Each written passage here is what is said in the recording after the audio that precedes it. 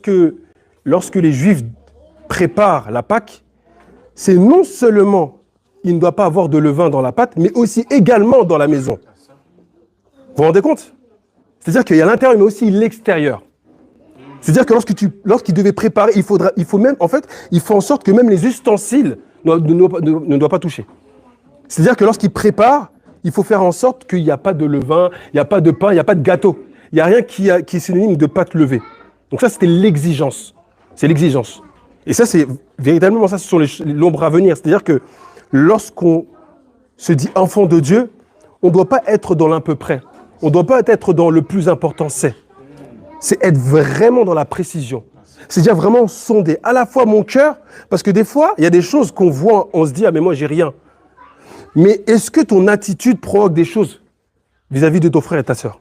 Parce qu'il y a aussi l'aspect aussi extérieur, on verra sur ça. Il y a aussi tout cet aspect-là. Est-ce que je vis que pour moi-même ou je vis aussi pour les autres? Parce que la Pâque, c'est la famille. Ce n'est pas pour moi-même. Lorsque je vais manger, je vais savoir. C'est-à-dire que même lorsque c'est ce qu'il a dit. Hein, ils ont dit que lorsque une famille aura un agneau, mais cette famille n'est pas suffisante, ils vont aller chercher un proche voisin. Le partage, l'image du partage. Aujourd'hui, c'est chacun pour soi. Aujourd'hui, j'ai ça, c'est pas grave, je vais... Non, si tu as quelque chose, tu as ton surplus, ça peut pourvoir aux besoins de ton frère ou de ta sœur à côté de toi. Voici l'image de la Pâque. La Pâque, c'est non seulement la délivrance, mais c'est la délivrance, c'est pas juste je suis sorti du monde.